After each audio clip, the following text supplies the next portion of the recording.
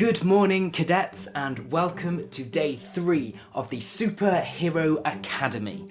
My name is Delivery Dan, and my slightly strange superpower is that I can deliver anything to anywhere. Now, as a superhero, it's very important that we are able to do some superhero poses. And there are 2 important parts of a pose. The first is speed, and the second is balance. Now, we're going to test both those things right now. First of all, speed. I need you to find something for us to do this challenge, and that thing is a toilet roll. Now, I'm going to count down from 10, and hopefully you can find a toilet roll in your house and bring it here. Are you ready? 10, 9, 8, 7, 6, 5, 4, 3, have you got it yet? 2, are you there? 1, brilliant. Hopefully you guys have managed to find a toilet roll for this challenge. Now we've tested your speed, I'm going to test your balance. So, take the toilet roll and place it on your head and try and balance it. Are you ready? Like this. Can you get it to balance? Are you following along? Can you do it too? Right, let's make it a bit harder. Can you turn around on the spot? Go on, give it a go. Don't worry if it drops off, you can always pick it up again. Did you manage to do that? Now let's make it a bit harder. Can you stand on one leg and balance with it on your head? Is it still there? Are you managing? It's harder than it looks. Can you move to the other leg and do it there? Adults, you can have a go too. Don't think you're exempt. And can you pull a pose like this? And can you look to the left? Is it still there? Have you still got it on your head? Can you turn to the right, the other way? Have you got it? Is it still on your head? Don't worry if you've dropped it. And let's pull a Superman pose. So, arm out, leg, and the arm back. Can you do it like this? Is it still there? And how about the other way? Do it with the other arm and the other leg. Is your toilet roll still on your head? Can you still balance it? Okay, now for the last difficult challenge. Can you jump whilst keeping it on your head? Are you ready? 3, 2, 1.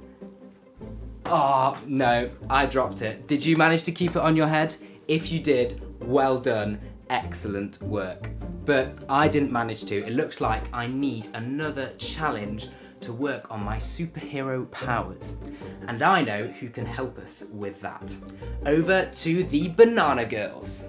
Welcome back to day 3 of Superhero Academy. We're the Banana Girls. But we don't really look like Banana Girls. Haha, we might not look like Banana Girls, but that is the secret of a true superhero. True superheroes can turn from looking like normal people into superheroes just like that.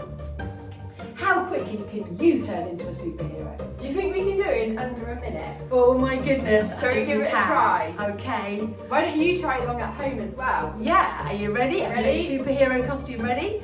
On your marks, get set, go! Oh my goodness. It's got those bananas.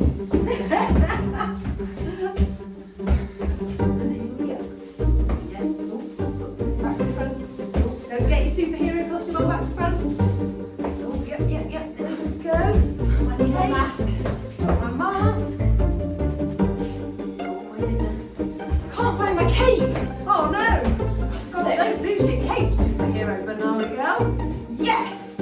Are we ready? Yes, we did Are we it. ready to go and save lives? Yes.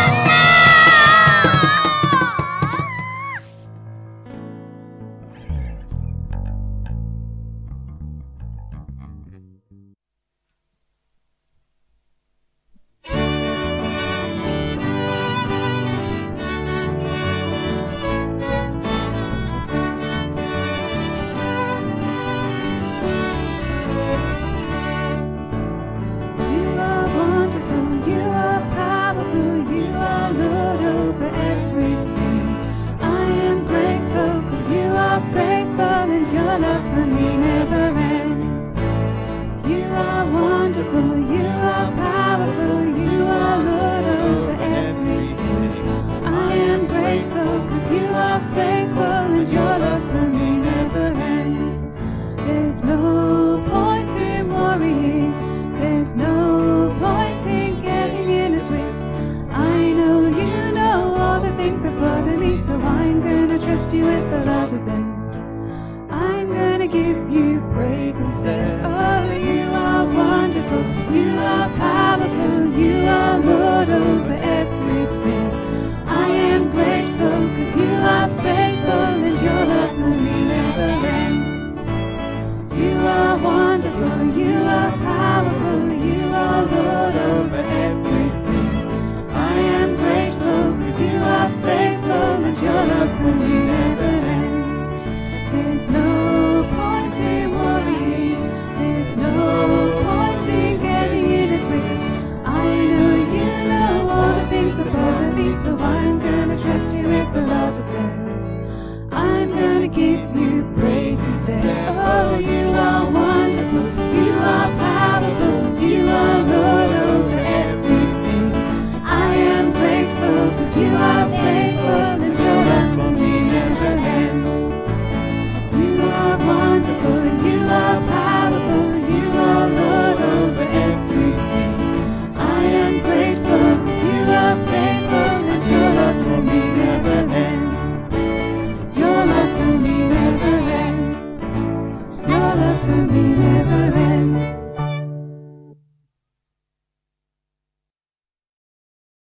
Now it's time for... The story! Hello out there, I'm Invisigirl. I know I may look like a regular person to you, but actually I've got superhuman powers. Oh, I've just realised I really am invisible to you, aren't I? I've forgotten to take my cloak off again. Hang on a minute. My Invisicloak is here. It's great. It folds up so small I can fit it in my pocket, ready to throw on at the hint of trouble. There's so much hero stuff you can do when no one else sees you coming. The superheroes that I loved when I was growing up, like Batman and Spider-Man and Wonder Woman, had masks so people didn't know what they look like or what their name is or what ordinary jobs they do on a day when they aren't being superheroes. You know what, I think if I was a superhero, I'd want people to know all about me and say, wow, there goes Amanda. Did you know that she's really Invisigirl? And she did that incredible burglar capture. But it doesn't work like that, does it? Superheroes are so secretive. Maybe it's because they're all from made-up stories, and actually it's more exciting when there's secrecy and mystery. You know, Jesus didn't wear a mask, and he wasn't at all secretive about where he came from or who his family were. He didn't hide that he was the son of Mary and Joseph and was born in Bethlehem, and that he had brothers and sisters, and that he was quite good with wood, all quite normal stuff. But neither did he hide that he could also do very not normal at all stuff, like heal people and tell a storm to stop and make a tiny bit of food feed thousands of people. And yet, even though lots of people saw the real and in some ways very ordinary man do lots of miraculous things that only God could do, they were still a bit baffled by who he really was, as if he was hiding who he really was. So what do we learn in today's story? Well, we're going to learn in today's story that just like us, they needed God's help to see Jesus' real identity. Lots of people followed Jesus everywhere because they were fascinated. Where did his power come from? And why did he use it like this? Why did he say the things he did like he really knew all about God? What was he going to do next? And what was his plan for the future? To some people, Jesus chose to show who he really was. And we see that in the bit of the Bible I'm going to read today. I'm going to read from the Bible, Mark chapter 8, verses 22 to 31.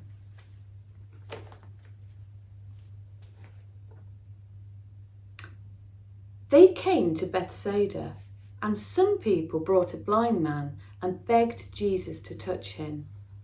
He took the blind man by the hand and led him outside the village. When he had spat on the man's eyes and put his hands on him, Jesus asked, "Do you see anything?" He looked up and said, "I see people. They look like trees walking around." Once more, Jesus put his hands on the man's eyes. Then his eyes were opened, his sight was restored, and he saw everything clearly. Jesus sent him home, saying, "Don't go into the village." Jesus and his disciples went on to the villages around Caesarea Philippi. On the way, he asked them, "Who do people say I am?" They replied, "Some say John the Baptist, others say Elijah, and still others one of the prophets." "But what about you?" he asked. "Who do you say I am?" Peter answered, "You are the Christ." Jesus warned them not to tell anyone about him.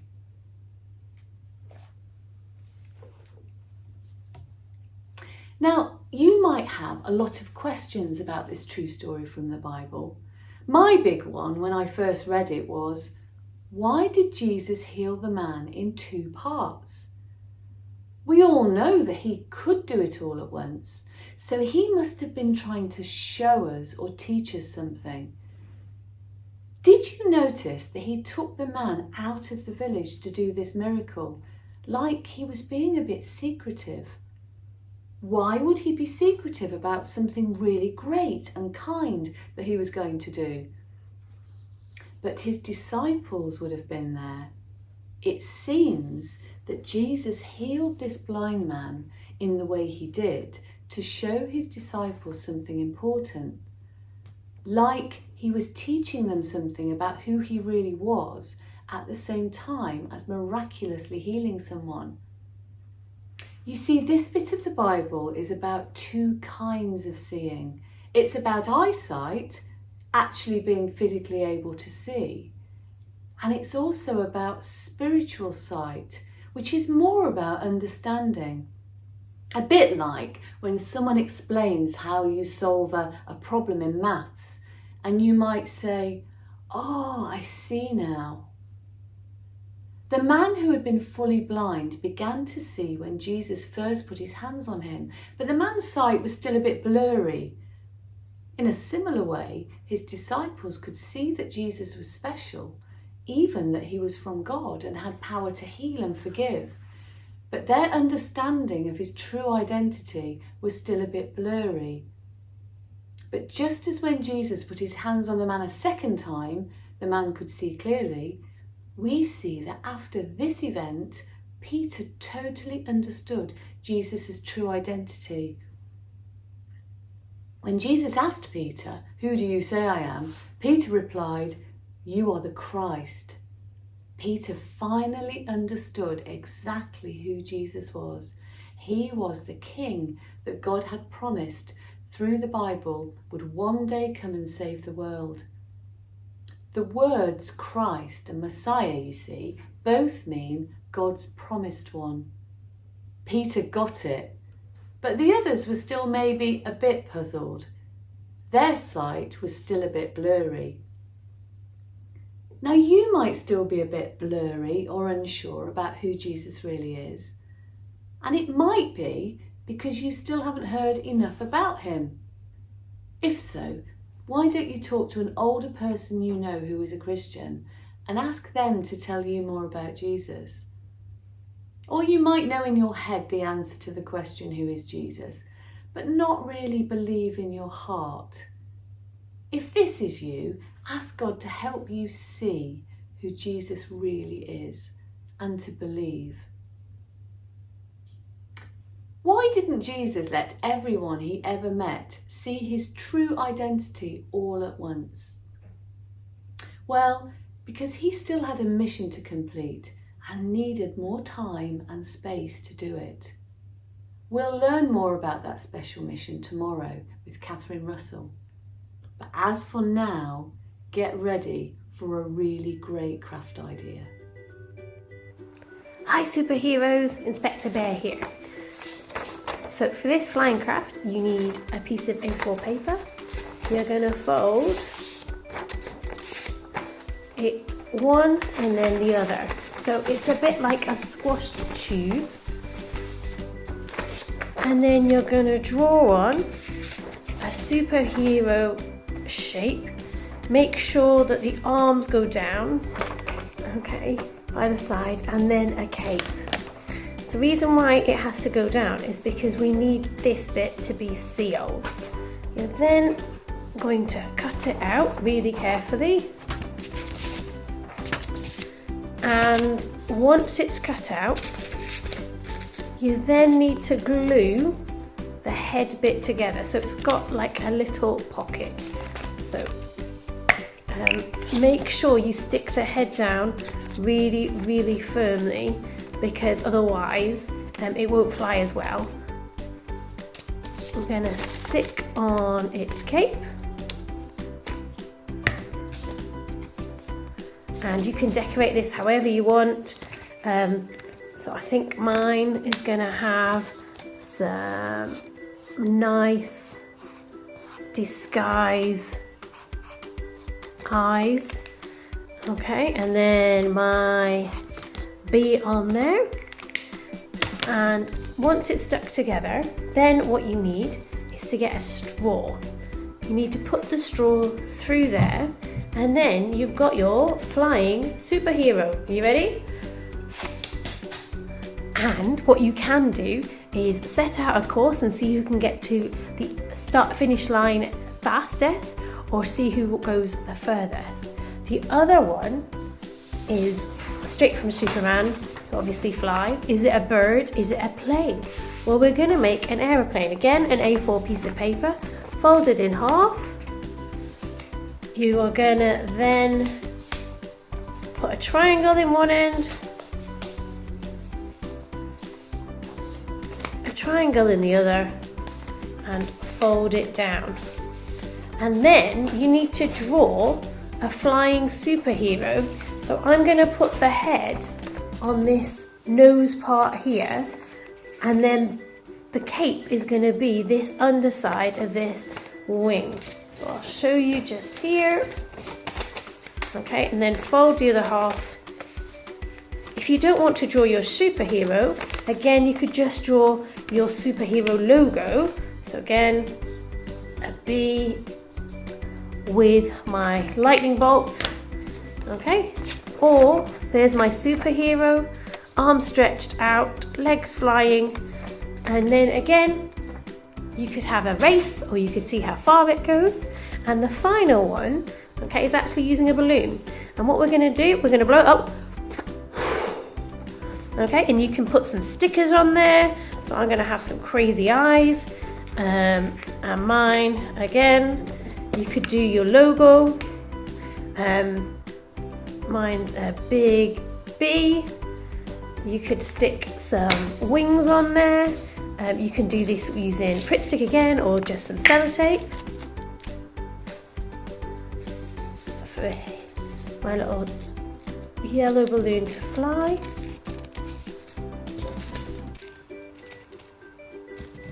So it's not stuck on that well. Hang on. Try again. Whoop. So you can put your balloon on, and then again, just let it go. Hope you enjoy. Make sure you send the photos in. Now it's time for another great song from the Cornerstone Families.